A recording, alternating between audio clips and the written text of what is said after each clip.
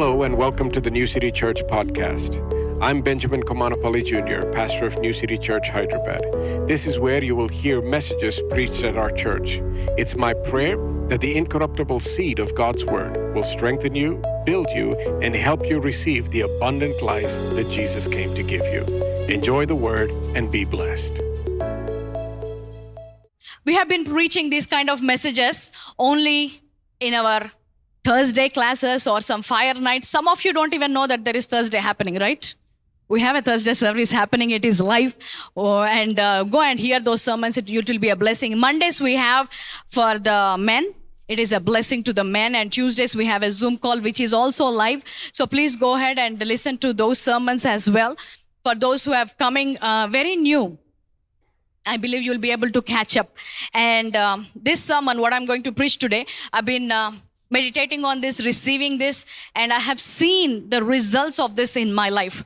And I thought this should be restricted to certain people in the church, and we were preaching this in smaller groups for our leaders and to the people who have been consistently coming to church and we have laid a foundation in their lives regarding certain topics. But I believe, as I said, the capacity has increased. I think the church is ready to receive this sermon. Somebody say amen. And I believe you are in a place to receive that, not only receive, understand it, digest it, and also grow in it. So today I want to talk about a revelation of Zoe life. Somebody say Zoe life. Tell to your neighbor, Zoe life. Let's open our scriptures to John chapter 9, verse 1. Now, as Jesus passed by, he saw a man who was blind from birth, and his disciple asked him, saying, Rabbi, who sinned, this man or his parents, that he was born blind? You know, some of us get this kind of questions. If God is there, why earthquakes? If God is there in the world, why children are dying? Why so much bad is happening? Why bad people are being promoted? Anybody heard this kind of questions? So, here also, when Jesus was passing by, there was a blind man from the birth, and they're asking Jesus, who sinned, this guy or his parents? This guy is born blind, and they're asking, did this guy sin? That means, maybe in those days they were believing even a child in the womb can sin.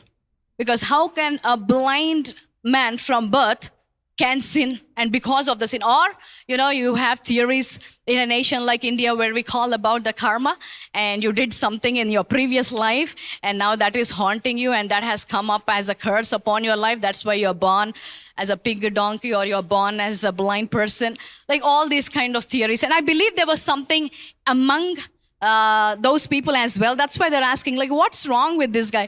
Who did the sin? Who was the cause of this man's blindness? So Jesus answered, neither this man nor his parents sinned, but that the works of God should be revealed in him. Therefore, Pharisees asked, this man is not from God because he does not keep the Sabbath. Others said, a man who is a sinner do such signs? And there was a division among them. So here, Jesus is performing one of the greatest miracles. Now, why am I calling this a greatest miracle? If you see from the beginning or the creation of the earth to the time when Jesus came to this earth, we will see many miracles in the Bible. Even in the Old Testament, we see the prophets, Elijah, Moses parting the Red Sea. They have resurrected the dead. They have done a lot of miracles in the Old Testament as well. But if you go carefully and look at all the miracles from the time of creation to the coming of Jesus Christ on this earth, nobody has opened a blind eye. Nobody has opened a blind eye. That was a miracle nobody has ever heard, nobody has ever seen. So these Pharisees who have been very well versed with their Torah or well versed with their book and their rules, they know very well. This is not a miracle that our forefathers, our prophets, they never performed. Instead of meditating on that, now they come and accuse Jesus, saying, this man is not from God. Why? Why is he not from God? He has performed a miracle. He has performed something what the world has not seen before. Now, why are they saying, why are they accusing him of this? The answer they say is, how can a man who is a sinner do such signs? This man is not from God because he does not keep the Sabbath. They're not considering that great miracle that happened. They're not considering what they have never seen. And they're not even considering the man who was blind all these years. He has received a testimony. They're not rejoicing. What is their problem? Sabbath. Why did he not keep the Sabbath? Many of us also come across this kind of people in our lives, even though they are believers. These are not atheists. These are not unbelievers. These are believers. These are people who are well versed with their, law, the Moses book, and they're very good with that. And now they are questioning, where is the Sabbath? They are only interested in their traditions. They're only interested in what the traditions tell them, rather than understanding what has happened. So when you look at this Sabbath, if they have to really understand what is Sabbath, many of them like that, they don't pay attention to what is happening in the move of God. What is the new thing that God is bringing? What is God doing in the church? What is God doing in the world? No, they don't want to understand anything. They don't want the new wine. They want to keep their traditions. Some of them are so, even till today, they are so close to holding on to this Sabbath. What is Sabbath? What is Sabbath? What was Sabbath? Why was it created? What does it mean? Sabbath is rest, right? Sabbath is rest. Everybody has to rest on that day. Nobody is working. Everybody has to just sit and not do anything. But Jesus went ahead and performed the miracles. But if you look at actually Sabbath, Mark chapter 2, verse 27, here Jesus is telling them, and he said to them, the Sabbath was made for man and not man for Sabbath. So the rest was for man. Man is not for rest. The traditions or certain instructions were given for man for a certain period of time. That doesn't mean man has to hang in holding those traditions. In fact, the next line says, the Son of Man is also Lord of Sabbath. Now, if you actually look at Sabbath, it is a rest day. The Sabbath came from Genesis, when God has created all the creation in 6 days, and on the seventh day he rested. And based on that doctrine, they have built such a kind of doctrine around Sabbath, not even understanding. Even today, after Jesus has come, the Lord of Sabbath has come, and still they want to hold on to Sabbath. Now, Sabbath is rest. Now, what is sixth day? What is seventh day? What do you have an understanding about it? Just because the Bible says day and night were over, and day one he created light. Day and night, second day he created day and night. Is it one day, or did it take a lot of years? From God's perspective, he says 1 day is 1,000 years and 1,000 years is 1 day. So did God really finish in 6 days, or it was few years? Okay, there's no clarity there. But when he's talking about all of this as well, he's saying, when I created this to rest, that means he finished everything and he rested. Now, when it comes to the new covenant, Hebrews chapter 4, verse 9 to 11, now he's saying there is some other Sabbath for all the believers. There is a different Sabbath for the new creation. Hebrews chapter 4, verse 9 to 11. There remains therefore a rest for the people of God.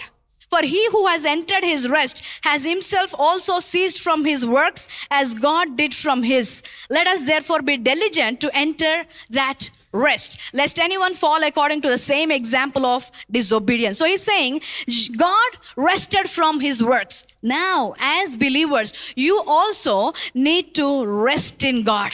That means for a believer, for a new covenant believer, Sabbath is every day. You have to rest every day.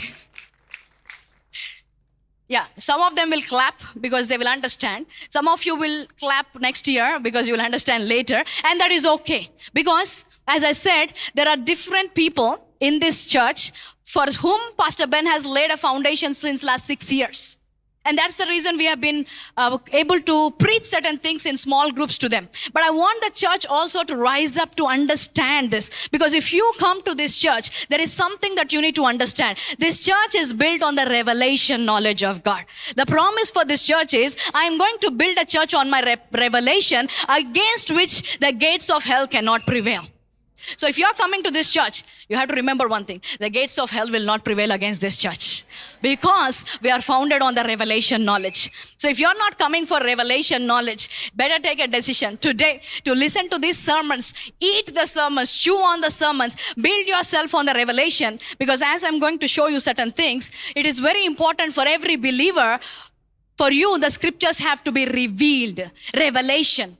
Because God of this world is trying to cause blindness to the believers. And that should not be your portion. So anyway, coming back to this one, he's saying, Sabbath, I'm the Lord of Sabbath. That means for a believer, every day is a Sabbath. You need to rest. Going back to this example, going back to this incident where God has perform this miracle and they're so upset. You did not keep the Sabbath. You did not do this. Every time Jesus is performing a miracle, so many times in the scriptures we see that they're so upset that he's not following their traditions. Instead, trying to understand what Jesus is trying to bring. Look at John chapter 9, verse 39. Okay, some of you means not. You all sitting here are good people. I'm talking to people online, some country. Some of you don't want to understand, okay? And you don't want to receive the word. The moment you enter the church looking at something, your brain is off. Okay, today I'm not receiving. Or you came with something. But if you really want to reject something, you should be in a place that you are above that revelation, or you have already understood that. Or else, it's better you humble yourself and understand this. That is what the Bible is saying in verse 39. Jesus said, for judgment I have come into this world, that those who do not see may see, and that those who see may be made blind. Now, somebody, born again believers, can you explain this verse to me? If you can't explain, that means you have to pay attention. He's saying, I have come to make some people see, and to those who see may be blind. This is one of the reasons Jesus has come. Now, what is this blindness he's talking about? Verse 40. Then some of the Pharisees who were with him heard this word and said to him, are we blind also? So that means you are saying that we are blind? Jesus said to them, if you were blind, you would have no sin. But now you say, we see, therefore your sin remains. So he's saying, I have come to tell some people, you have been blinded all these days. So you better get some light and revelation knowledge and understand. You have been blinded by the traditions. You are blinded by the law. You are blinded by the teachings and doctrines of Pharisees and Sadducees and scribes and scholars with vain genealogies and all of that. You better see from today. Now they're saying, do you think we are blind? Some of them can ask, you think we don't know Bible? You think I don't understand the word of God? He's saying, now you did not choose to humble yourself and renew your mind. You did not say, okay, I don't understand something, so I want to learn. Because you did not say, you are saying, I can already see everything. Now he's saying, because you did not renew your mind, your sin remains. That means if you are planning to stay in the spiritual blindness and not trying to understand the word of God, the Bible is saying you have sin inside of you. If you are resisting the revelation, if you are resisting yourself to open your eyes and see the word of God, spiritual things, what the Bible and the scriptures are trying to unveil to you, and if you are staying there, he's saying the sin will remain on the inside of you. But those of you who are saying, yes, we did not understand the word, we were blind, we want to see, those who humble, you have no sin. Now, if you don't understand all this till now, let me explain you properly. Let's come from the perspective of the guy who got healed. He's blind from birth. Now, what you do with that kind of people? You have Braille language. You have everything you can do. You can have your tuitions. You can do everything to explain them. You can say, okay, you don't see, but let me explain you. You want to try to explain, how this tent looks like to a blind man. You say, it is massive. It has a structure. Then there is something that is covering it. You do your best to explain a blind man. How much ever you explain, he cannot get the picture of what you're seeing with your eyes. Am I right? So you can explain how the flower looks like. This flower is yellow. It is very soft. It is very gentle. The entire garden is full of flowers. You can do your best to explain that. But he cannot enjoy the beauty of the garden because he cannot behold that. He cannot see that. So once this person gets or receives the sight, now what happens? Now, whatever pictures and images they have, it is going to be completely different. Am I right? Well, how they experience when somebody is describing to them closing their eyes. So today, I have said 25th we are going to Gachibowli Stadium. 31st we are going to stadium. You have your own pictures because you have not seen that yet. But when you come there, it is going to be a completely different thing what you could not see. An entire atmosphere of sitting with thousands of people worshiping God, celebrating Christmas, the joy of Christmas, the vibe of Christmas. All that we cannot explain to you in the words. You have to see. Now the same thing is happening with the believers when we are trying to explain spiritually blind people. It's blindness. How much we try to explain from the scriptures. It is impossible for you to understand without your eyes being open to that revelation. Are you getting this? If you get that, say amen. So that's why Paul is praying in Ephesians chapter 1 verse 18. This is one of the famous prayers of Paul. What is Paul praying? He's saying, the eyes of your understanding being enlightened, that you may know what is the hope of his calling, what are the riches of the glory of his inheritance in saints. Your eyes have to see what? The inheritance that God has given you. Your eyes have to see the riches of his glory. Your eyes. And when he's talking about that, we are only getting information. When your physical eyes see that, you're getting information. But when your spiritual eyes see, you get transformation. Hallelujah.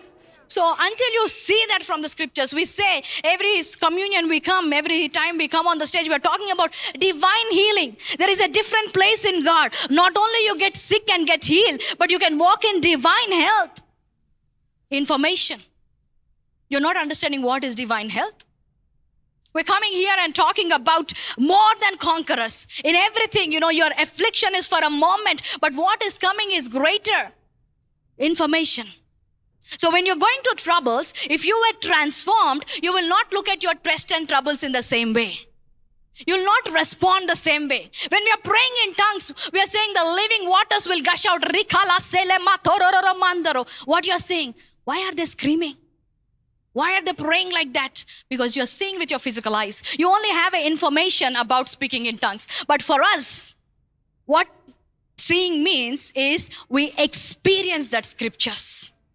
When I'm praying in tongues, I'm not only seeing the scripture in the Bible, but I'm experiencing the life-giving spirit speak through me. I'm experiencing the living waters flow. Because the spiritual blindness have been gone away and my eyes are open to certain things. Now that is what I want the church to experience in this service. Hallelujah. When you are trying to see, it's your physical sight. And it is very dangerous in the kingdom of God. When you look at all the external things, Ezekiel chapter 28 verse 12.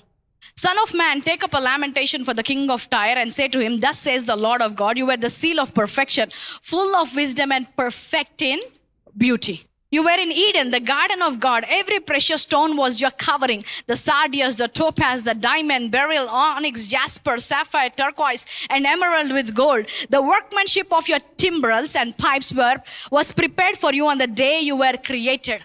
You know whose description is this? Devils.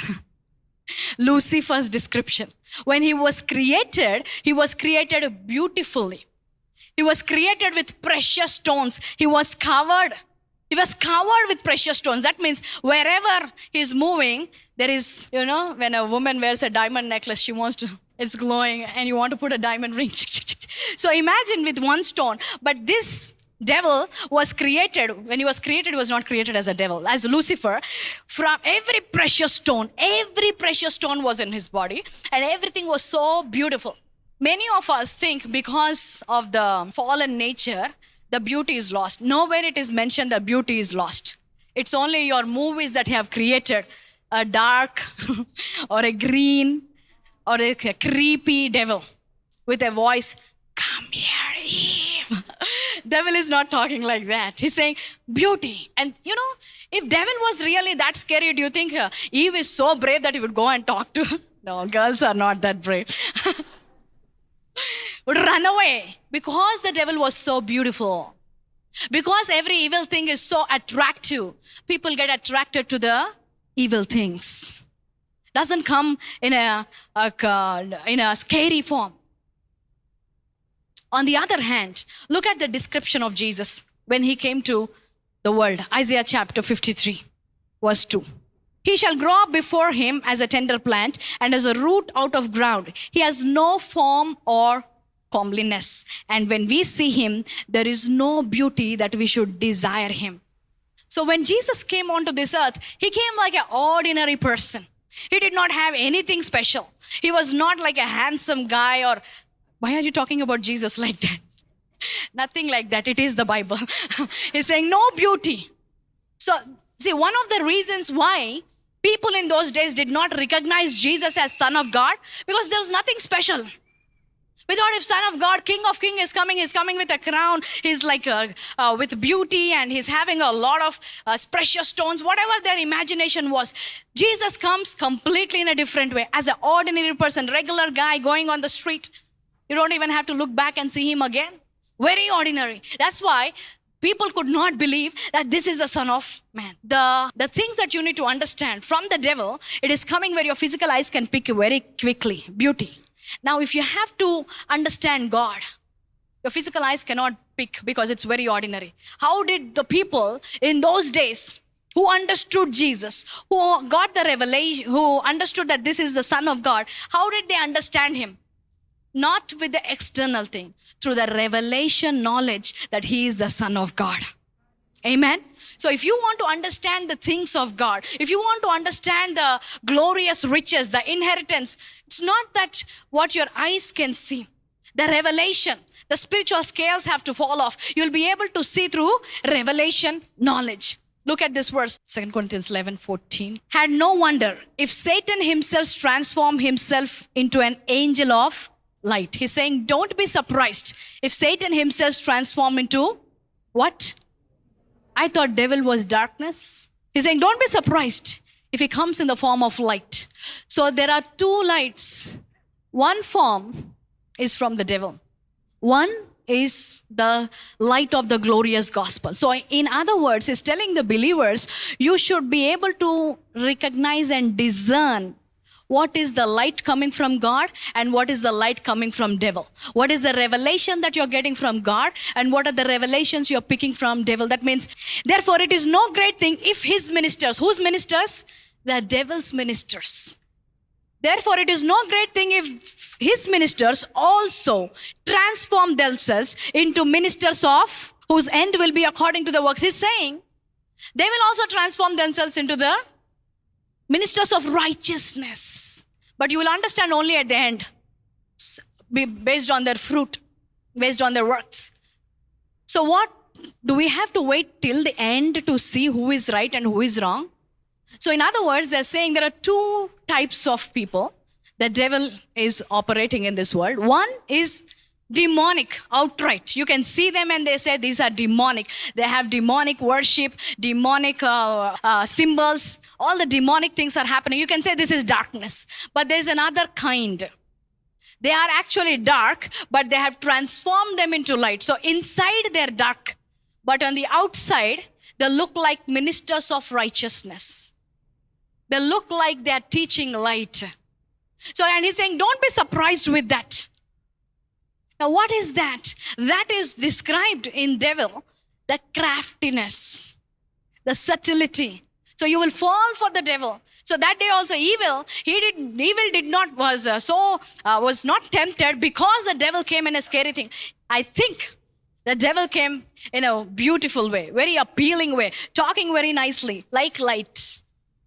Now that is what is happening to the believers in the church, in the body of Christ, even this age, because they're not able to understand that some of his ministers also transformed themselves into ministers of righteousness.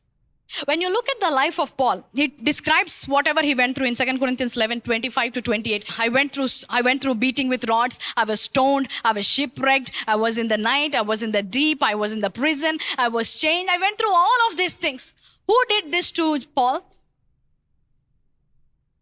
Who is beating Paul? Who is throwing him out of the synagogues? Who is scolding him? Not the atheist.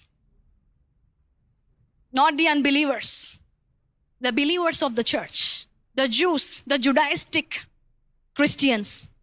So the persecution most of the persecution he had to face came from his own brethren, because they were not enlightened to this gospel. Whenever he's trying to teach, they were so ingrained and trained in the traditions, they could not handle Paul. They were throwing him out. They were beating him. They're not able to understand. So the witches could not do anything to Paul. So witch doctors, they cannot stand us. Fellow believers. Because why? The devil, with his craftiness, has turned some of his ministers into ministers of righteousness, ministers of light. So these are the days. So when they talk about false prophets, false teachings are coming, you should be in a place, because if you don't take time to think about the spiritual blindness and be enlightened by the word of God, it is very easy. I'll give you an example.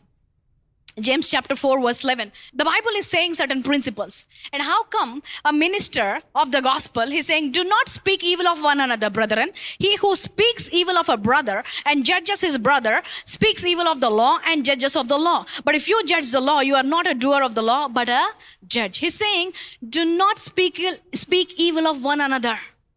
Who speaks evil of brother and judges his brother. So the devil, the demonic darkness which comes in the form of light, they speak against brethren. It's okay. I understand there are different theologies, there are different things that people believe and don't believe. Nobody is forcing you to believe anything. But there's one thing. If you don't agree with something, talk about it. Why do you want to take the name of the person? Why do you want to take the name of the ministries from the pulpit? Now, what is that? Darkness in the form of light. That is a subtlety. Why are you trying to talk about them? If you don't agree, talk about what you agree. If you don't like it, so for example, I might preach about tongues. You may not believe that. So you preach why you don't believe tongues. I preach why I believe tongues. I preach what I have experienced. I preach what I have experienced in my body. I preach healing. If you don't believe healing, it is okay. You preach why you don't have to believe healing. Are you understanding the difference? So these are the people who are dangerous. This darkness is very hard to find out. Demonic darkness, immediately a believer can find out. But the devil also can come in the form of light. Now for this, your spiritual blindness, you have to take care of that. 1 Peter 1:13, he's saying, now believers, get ready. When the revelation of God comes, all the days, I don't know what you have been hearing, what was happening to your mind, but when the light of the glorious gospel comes, when you receive certain things, the Bible says, what no man has ever seen, what no ear has ever heard, has been revealed. So it is already given to the body of Christ. The full counsel has been given to us. Now those who draw from the waters will receive that. Now how are you working on receiving this revelation? How do you respond to this? Now as I'm preaching, I want you to start paying attention to your own lives. Have you been blinded to certain things? Have this revelation being given to you? Have you received that? Have you changed your mind according to that? Are you living in that revelation? 1 Peter 1:13, he's saying, therefore gird up the loins of your mind, be sober, and rest your hope fully upon the grace that is to be brought to you at the revelation of Jesus Christ. Most of the verses what I'm reading, I know most of you might have skipped reading all of this. What happens when you don't understand a verse? Next. We'll find where are the stories of Moses parting the Red Sea. Oh, where is Samson? Where is Samuel? What are all these things? What is Paul writing? Paul is writing what the church has to listen in this age. That is the present truth for this age. And if you don't understand Paul, you are like those people is saying, even if you see, you are blind. And if you say we see, you are in sin. So Jesus is very intentional on bringing the light, on healing. Though even when he talks about, I have been anointed by the Holy Spirit for what? To open the eyes of the blind. Not only physical eyes, but the spiritual eyes. So what he's saying, Peter is saying, now get ready. In simple words, buckle your seatbelts. Because when you get the revelation of the life of Jesus Christ, you will have no clue. When do you say buckle your seatbelts? Have you heard that word before? When you get into the flight, they say, please buckle your seatbelt. Why? Because you're going to so much height you have never imagined, with so much speed. When you're on a roller coaster, they say, buckle your seatbelts. Because what you're going to experience, you have no clue. Your body cannot understand it. Now that is what should happen to the life of a believer and the body of Christ when you receive the revelation. It will blow your mind. So give me 5 minutes to do that. Job 33:4. The Spirit of God has made me, and the breath of the Almighty gives me life. Everybody say revelation knowledge. Revelation knowledge. So Job is talking about, I have been made by the Spirit of God, and the breath of the Almighty gives me life. Now all of us understand in Genesis, when God has created a man, he breathed into his nostril, and man became a living soul. Life came inside of man. Now, in the new covenant, the Bible is talking that you have to get a revelation of something else. You are not only created, but you are newly created.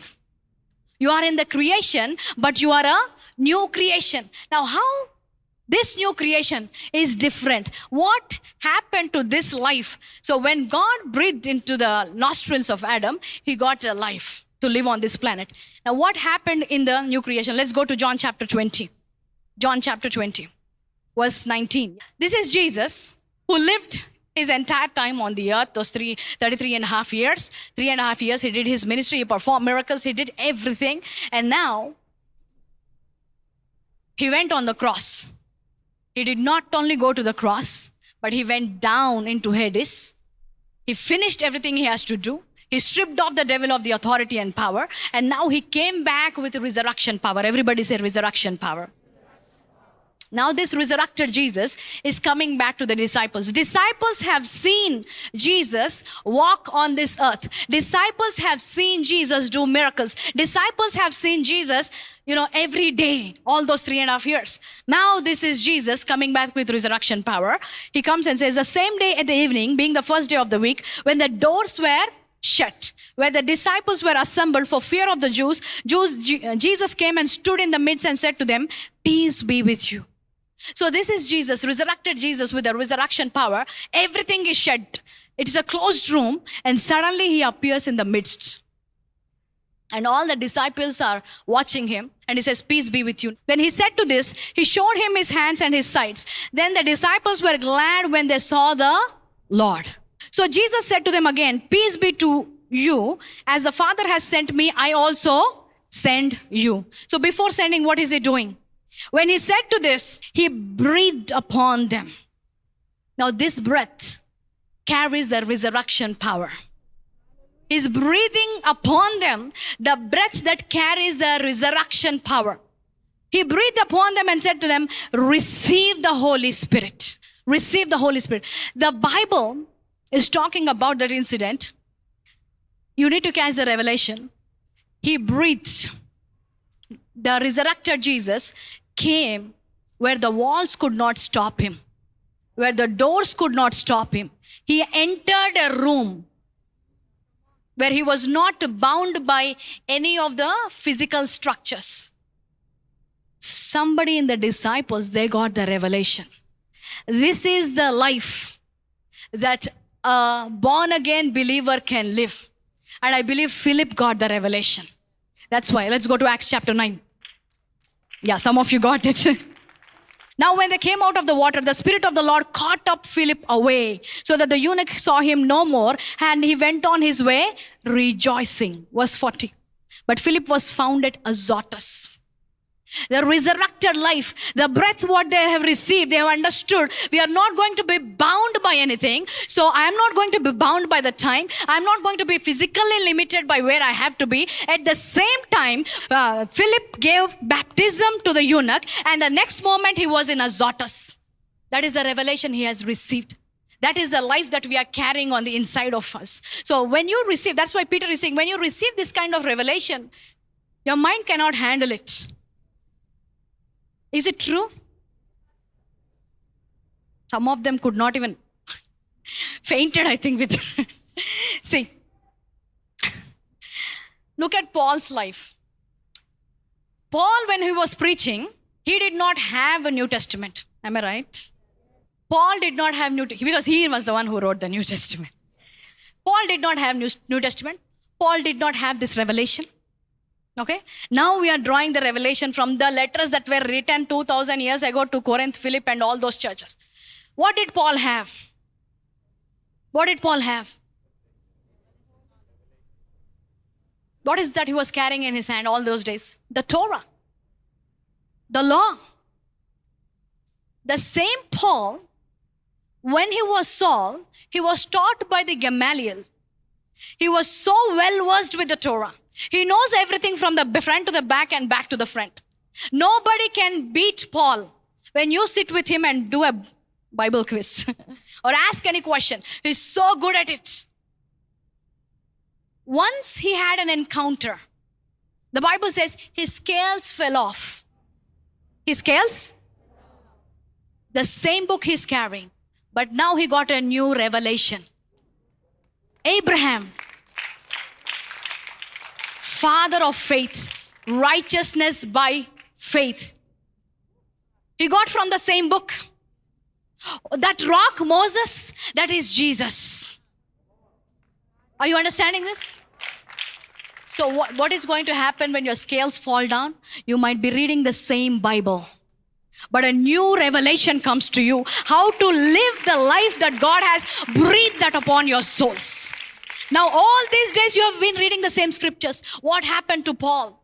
The one who was persecuting, now he's saying, I am going to stand for this. And he's the one who wrote the new covenant. He's the one who wrote about the grace of God, who talked about the gospel, who talked about the new covenant. If you are here and if you don't have the understanding of what is the transition that happened between the old covenant and new covenant, what is the regeneration of life? What is second Adam? What is the order of Melchizedek? Spiritual blindness. Your scales did not fall off. You are not able to see the life that God has given you. Especially if you have been coming to this church for a while. You should have an understanding about this. So when Paul saw all of this, the same Bible, now he is able to see from the lens of grace. The same thing what he read, the same thing for what he was zealous and standing. He was even taught by great leaders. So it is not like he just read. So he sat down and he actually took a course in that. What happened to that? Something similar happened to all of us at one point. I even joined Bible college to understand Bible. Nothing went into my head. There are so many papers like most of you. I would just turn, what? What is this? What is this? Turn Corinthians, turn Ephesians, turn Colossians. One or two verses wherever it say, God will bless you. God loves you. Those are the verses I would pick. But when it has to come, so the thing that changed my mind, Ephesians 3:19, now you don't have to think, so many things pastor said, when will I learn all of that? Ephesians chapter 3:19. To know the love of Christ which passes knowledge, that you may be filled with all the fullness of God. He's saying, you are filled with the fullness of God. God has given us that fullness, each one of us already. It's already on the inside of you. It's just the scales have to fall off and you will be able to take it. One scripture, one bite at a time. First thing I took, 2 Corinthians 5:17, new creation, changed my mind. It blew my mind. All things are of God. What do you mean by all things are of God? That means anything that has to happen in your life, it has to come from God. When you get this kind of revelations, your life will not be the same. So here, Peter is saying, 1 Peter 1:12, guard your loins. To them it was revealed that not to themselves, but to us they were ministering the things which now have been reported to you through those who have preached the gospel to you by the Holy Spirit. That was not revealed to anybody before. It is revealed to only us in this generation. All your prophets, Isaiah, Jeremiah, Ezekiel, whatever you read, for them, this life was not revealed. Jesus did not give the resurrection power to them. He's saying, but for us, it has been revealed to you, those who have preached the gospel to you by the Holy Spirit, things which angels desire to look into. The things that I'm preaching right now, more than you know who are here, the angels are sitting and listening. Because they don't have a revelation. They don't understand these things. How do you understand these things? When you have the Spirit of God inside of you. Inside of the angels, God doesn't reside.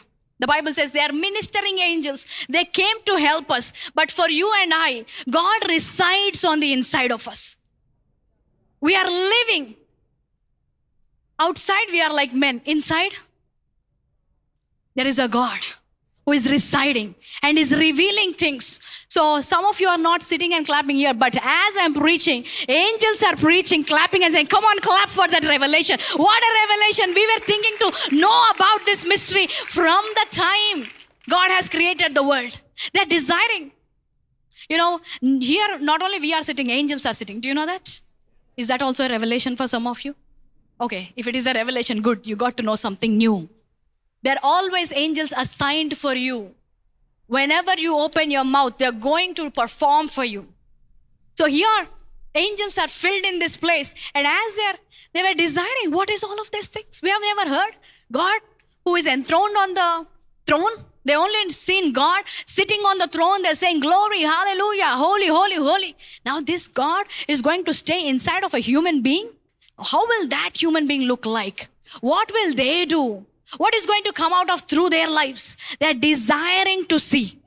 Therefore, gird up the loins of your mind, be sober, and rest your hope fully upon the grace that is to be brought to you at the revelation of Jesus Christ. So he's saying, the grace has been given to you. The grace for healing, the grace for deliverance, the grace for multiplication, the grace for increase has been given to you. So now, get ready. How God is going to surprise you every day, every minute. When you know that you carry the resurrection power of God, when you walk in this earth, for the disciples, they only had moments, you know, when they were going in the boat, they saw, oh my goodness, how did Jesus raise the dead? They were surprised. Talitha kumai. And they were saying, oh my goodness, how did he raise up? One day when they understood the revelation, Peter goes there and rises the dead person. As you're understanding this revelation, this is what you should crave for.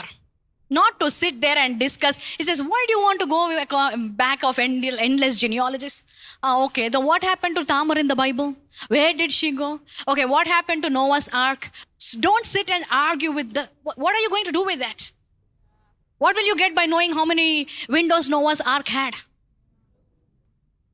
Are you giving an exam? Heaven is not recording it anyway. No marks for that. Why are you just sitting and arguing on baseless things which are not beneficial for you? Instead, Hebrews chapter 7:16, he says, who has come not according to the law of fleshly commandment, but according to the power of an endless life. Have you ever discussed about endless life with anybody? Do you even know what is an endless life? Don't say, okay, one day we will be dead and gone there. We will. No. He's not talking about that. Did you sit down with anybody? Did anybody even meditate on these words? Forget about endless genealogies. From today, meditate on the endless life. The Zoe life that God has given to you. The God kind of life that He has given you. The resurrected life that God has given to you. You have to meditate on that. What is this? Paul also, when he saw this, the same Torah, the same thing what he was reading, he understood something very different.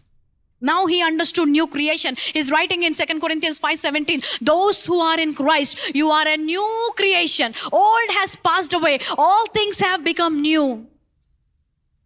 It is only an information for most of you. It is not a revelation. Paul got the revelation. He said, all things are of God. That means my blood is of God. My muscles are of God. My DNA is of God. My sweat is of God. That's why when he sent his hanky carrying the sweat of Paul, wherever he placed, there were miracles happening, healings happening, resurrections happening. He got the revelation reading the same book. And he wrote to us. Now, the revelation has been so simplified. But you don't want to meditate on that. What did Paul read in the Old Testament that gave him a revelation of this life? I think when he read about people walking in the wilderness for 40 years, the Bible says none of them were feeble. What is feeble? Nobody was even weak. Forget about cancers, hypertension, diabetes, all of that. Nobody even felt weak in their bodies after traveling so many years in the wilderness. Now that is divine health. Not just healing. They come out with so much wealth. They come out with so much health. In the old covenant, if they could walk in that kind of health, how much more in the new covenant? How will you allow your bodies to fall sick? How can you say that, we cannot walk in divine health? Paul understood that. When the snake bit, nothing is going to happen. I carry the resurrection power of God.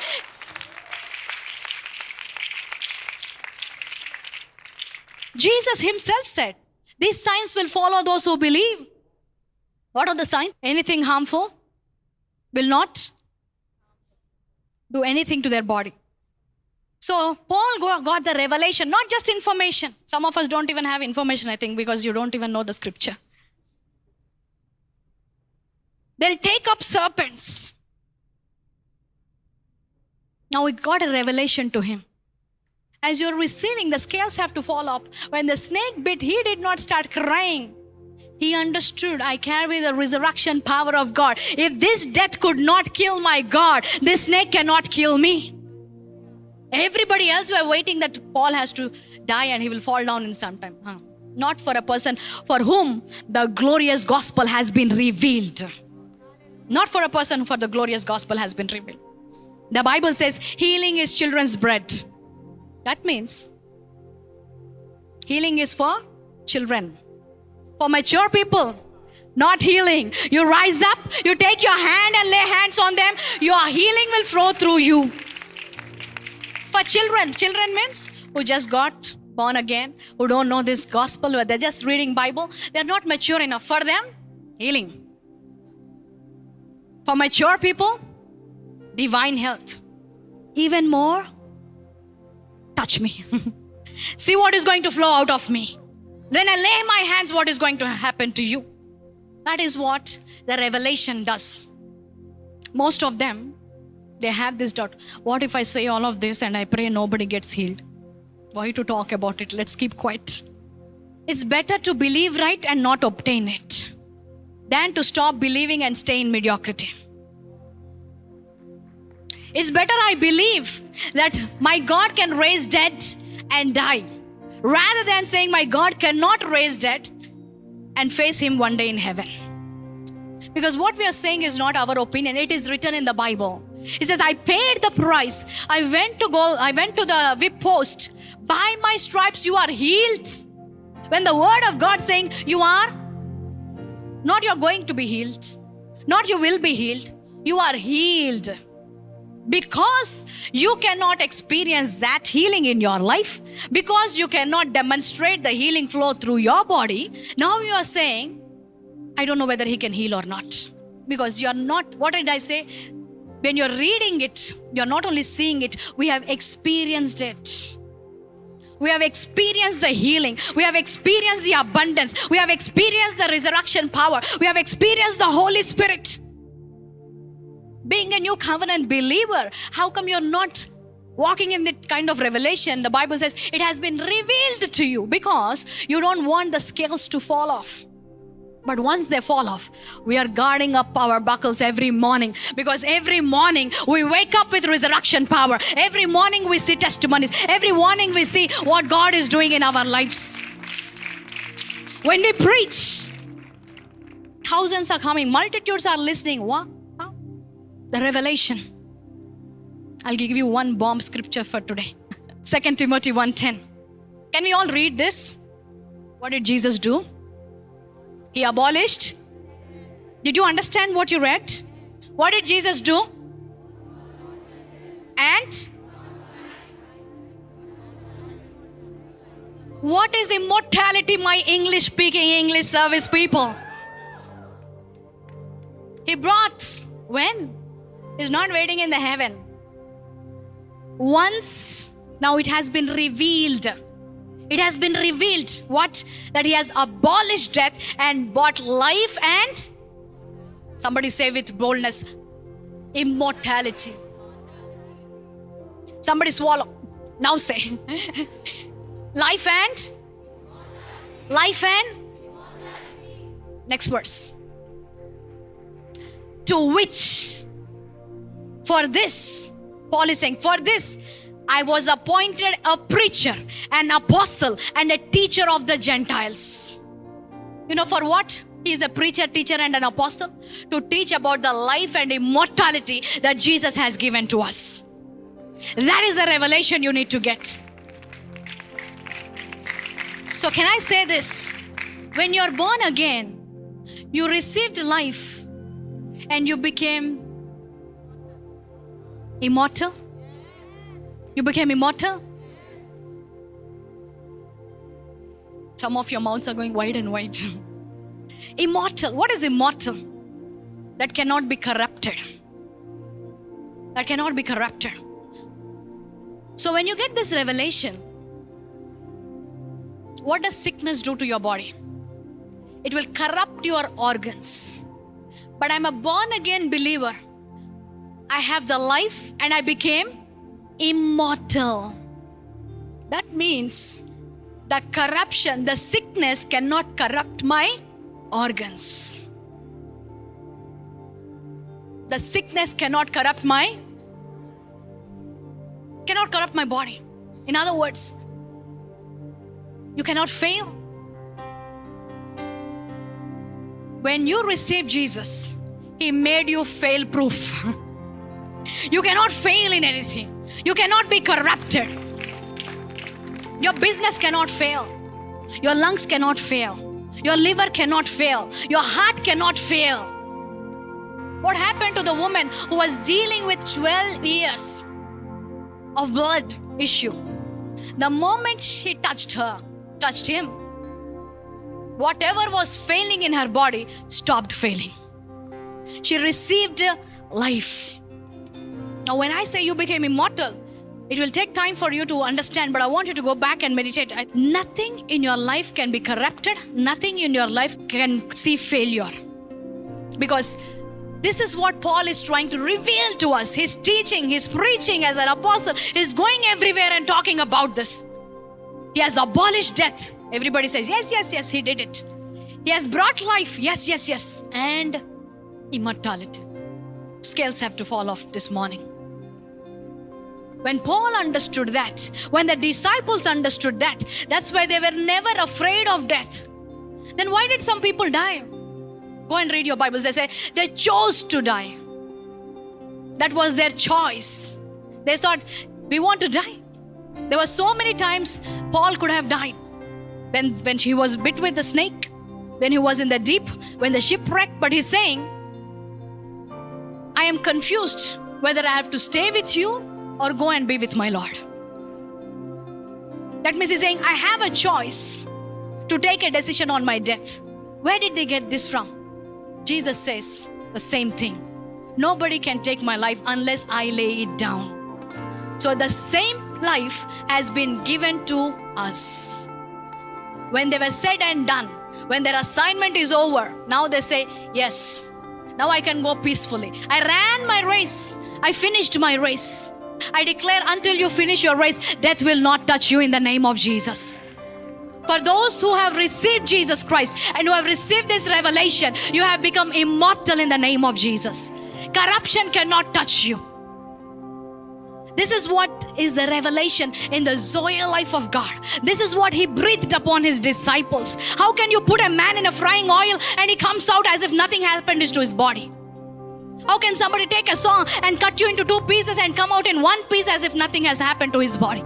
Because He breathed the resurrection life, and it is the same life that we are carrying. And Paul is urging, be your revelation. Be your eyes be enlightened with this kind of revelation.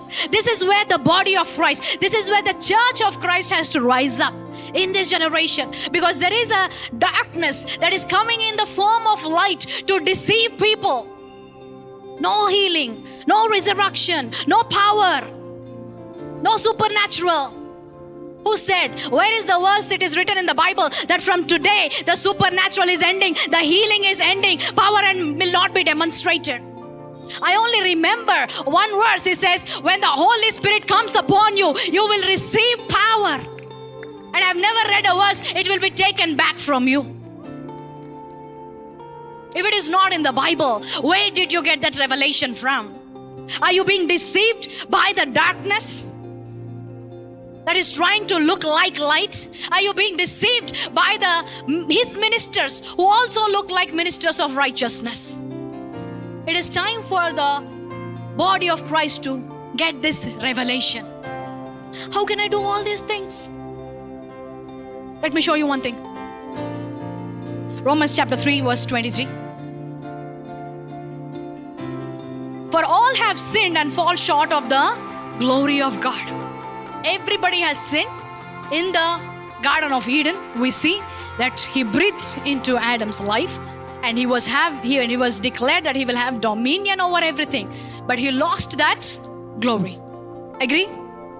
Everybody is falling short of this glory. John 17:22. And the glory which you gave me, I have given who? Somebody say me. The glory. Yes, there was a point where everybody was falling short of this glory. But then came Jesus, who got back the glory to us. Hallelujah. It is hard to believe, because in the Old Testament, I know there was a point where He says, Moses asked God, I want to see your glory. Exodus chapter 33, I believe, between verse 18 and 19. I want to show your glory. God tells him, if you see my glory, you cannot see my glory, Moses.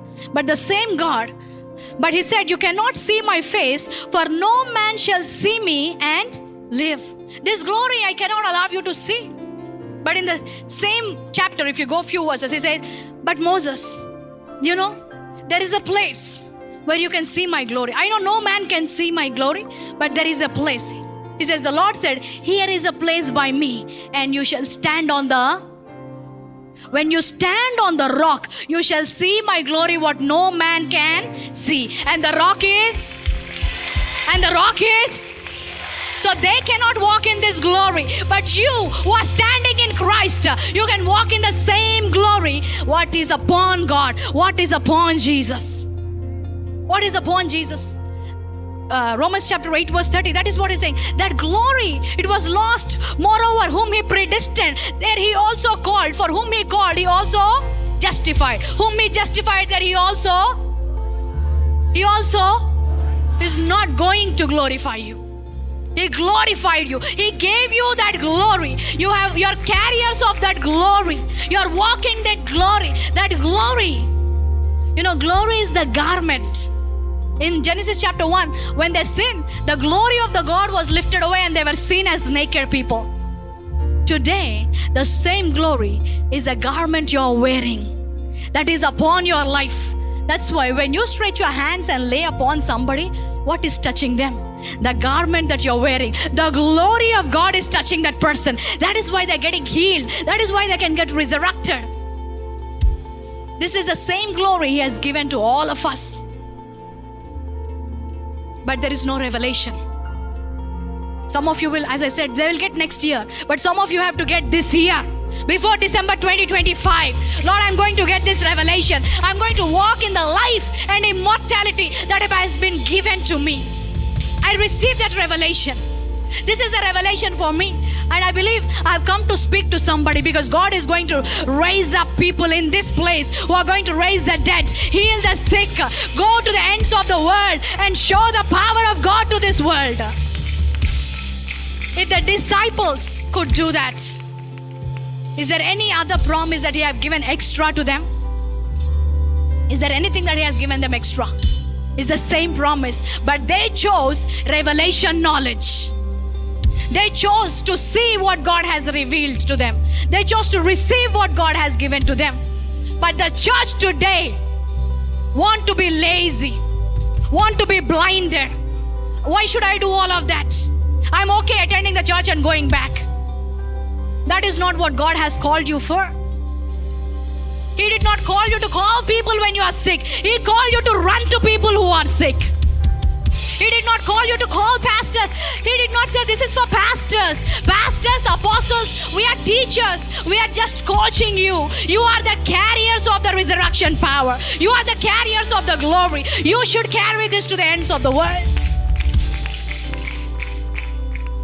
You are the ones who paid the price. He made you a new creation.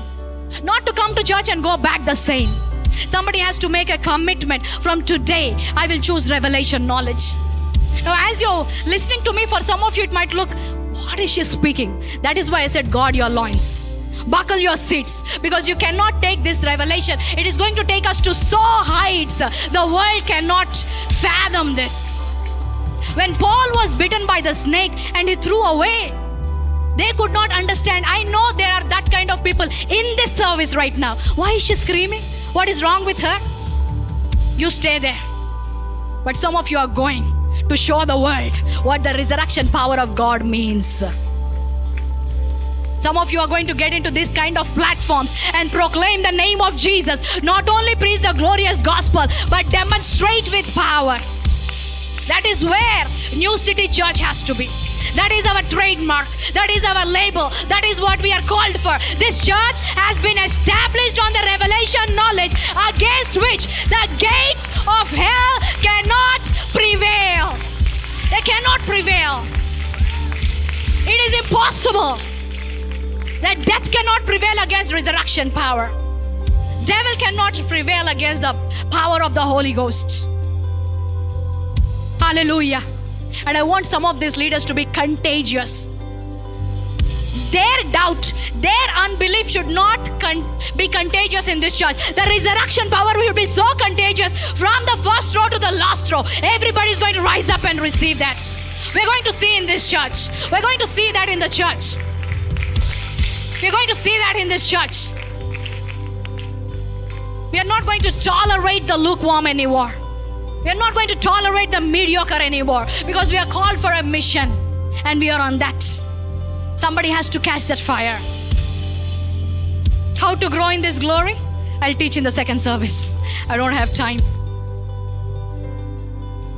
I'll teach that in the second service. But in this service, somebody, if at any point of the message, the Holy Spirit God has spoken to you, felt a pinch, somewhere you felt this word was for me, I want you to pray and ask God for your scales to fall off. Lord, I need to understand this revelation. I need to get this gospel. How long you want to read the Bible like a novel? How long you want to stay with the Bible without even understanding the Bible? You carry a Bible, but you cannot give an interpretation of a scripture. But those people are asking you questions. Prove Jesus is Lord, and you don't have a voice. How shameful it is for the children of the Almighty God that you cannot interpret a scripture. How shameful it is for you to stand in front of a people who are believing a God who is not even alive, and standing so boldly and saying this is true, showing you reference after reference, more than you in the Bible. They know more scriptures than you in the Bible. Isn't it shameful for the church? Today you make a commitment. I'm going to finish New Testament by the end of this year, and I will receive the revelation knowledge. I should be able to answer people. When Paul spoke, when Peter spoke, nobody could reply them. They were scared. They said, aren't these fishermen? Where did they get this boldness from? Where did they get this knowledge from? You can't even open the mouth in your church, but you can open such a big mouth in the comments. You can gossip, you can slander, you can backbite, you can talk about preachers, you can talk about church, but you can't interpret a single scripture. You don't even know what is the life that you got. You don't even know what is new creation. If you're really such a great man with revelation, come and preach here the order of Melchizedek. This is the time. The end times are coming. The Bible says He's going to pour out His Spirit on all flesh. For what? To sit quietly in the church? No. The same mandate for all of us, to the ends of the world, in your offices, in your houses, in your families, in the social media platforms, wherever you go, you should be able to answer like a child of God. Any child of God here? Any children of God here? And isn't it not a shame for you to say, I don't know about my Father? I don't know anything about the Bible. I'm so new. It's not cool. I'm very new. I don't understand. It's not even cool. It is a shameful thing. Something stir up on the inside of you. How can I come to church for years together, months together, and I don't understand what I'm reading? Question yourself and ask God, Lord, I don't want to be like this. I don't want to be a lukewarm. I don't want to be a mediocrity. You have called me for something great, and you have revealed that. You have already given to me that. If Paul, without the New Testament, could get such a revelation from the Torah, how much more you have given me the revelation. You have given the shepherds, you have given the teachers, you have given the devotions, you have given Thursday classes, Zoom meetings, so many platforms to preach the word of God, to reveal the word of God, to get the uncompromised truth of God. And you don't want to open your eyes, you don't want to open your ears, you don't want to open your heart. Go back and come back in the same way. That is not the story of this church. That is not the story of these believers. These believers will not only shut the mouth of the lions, but they can shut the mouth of every enemy that will rise against the revelation knowledge of God, that will rise against the truth of God. Somebody say, I am not blind. I am not deaf. I can understand the Bible. I can understand the scriptures. Take a commitment. Lord, I don't want to come to the church and go back in the same way. He's ready to reveal Himself, the Zoe life, the life that He has given to us, the resurrection life that He has given to us. Every eye closed, every head bowed down, hands lifted to heaven. Ask God, Father, I want to receive that revelation. Have the spiritual hunger to receive the revelation. You will be satisfied according to your hunger. You will be satisfied according to your hunger. But I need to understand the scriptures, Lord. People who don't even have a knowledge of true God can quote so many scriptures with verses. Lord, I want to be a son of my Father. When I stand and I say I'm a child of the living God, I should have a voice. I should have the revelation. I'm not blinded by the enemy. I'm not blinded by the enemy. Father, in the name of Jesus, we thank you, Lord, that you are speaking to us right now. You have spoken to us through the sermon. But today we commit ourselves, Lord, to meditate the scriptures, understand the scripture, receive the revelation knowledge. Lord, not only as an information, Lord, but that will transform our lives, Lord. That will transform our lives. The glorious gospel, the light of glorious gospel, let it shine on New City Church in the name of Jesus. But this will be not just hearers of the word, but they will be teachers of the word, Lord. They will understand the scriptures, Lord. They will interpret the scriptures. They will get deeper revelations, Lord. They will draw from the wells, Lord. They understand the life that has been given to us, the Zoe life of God. Lord, carrying such a power, carrying such a life, how can I be so normal? How can I live like everybody else, Lord? Today, as I choose to meditate on this, Lord, I thank you that my life will not be the same again.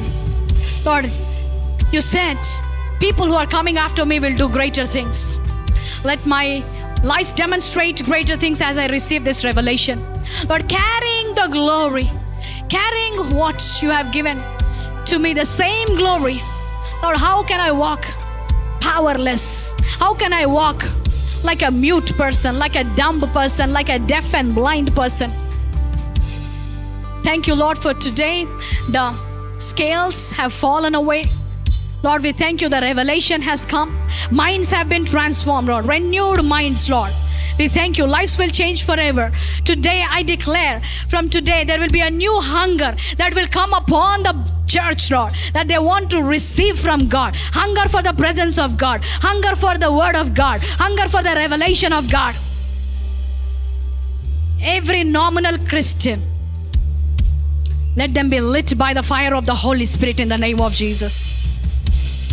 Shikala sendero la mandare sala la mandoro rababa sekelele la mandoro shala la mandoro. Holy Spirit has been given to us to understand the scriptures. He is the inspiration of every scripture. Every time you're reading, Rikala terere mandoro, draw from the living water. Shekelele la mandoro, lele la mashere la mandoro, la raba sekelele la materere mandoro, rashekere matoro la mandere rasa, rala la matoro la mandere. Lord, we are the light to this world, Lord. Lord, help us to shine in this world. Be a light to this generation. Let this church be a light to this generation. I thank you once again, Lord, for reminding us the most important thing that we need this year before we end this year, Lord. We receive it by faith. Lord, we humble ourselves, not like the Pharisees who say, are we blind? Don't we say? Don't we see? Lord, with humility, we come under your mighty hands, Lord. We are willing to see. We are teachable. We are willing to correct ourselves. We are willing to learn. Give an obedient heart in the name of Jesus. Once again, we thank you, Lord, for speaking to us and for what you're going to speak to us throughout this week as they're meditating on this sermon. Let revelation, deeper revelations, Lord, what no eye has seen, what no ear has ever heard, be their portion in the name of Jesus. Once again, we thank you, Lord. For this week, I speak a blessing. I declare this week they will walk in prosperity. They will walk in success as they're walking, carrying the glory of God, walking the Zoe life of God. Lord, they will not fail in anything in the name of Jesus. Lord, nothing will corrupt their lives in the name of Jesus. We speak a hedge of protection and we declare that this is going to be the best week yet in their lives. In Jesus' name I pray, and all saints said, Amen. Amen, amen, amen. Hallelujah. Did you receive something? Did you learn something? Are you going to correct yourself or question, do you think I'm blind? I know you are not that kind of people. I want you to go back and start meditating on the verses and receive more. Amen. And as you are receiving the revelation, may you all walk in the resurrection power of God. Amen. Thank you so much. I hope you were blessed by the word today. Be sure to subscribe and share this with your family and friends. If you would like to sow into this ministry, the details are provided in the description. For more information on how to reach us or contact us, do visit our website, www.newcityhyd.in. I will see you again next time. Be blessed.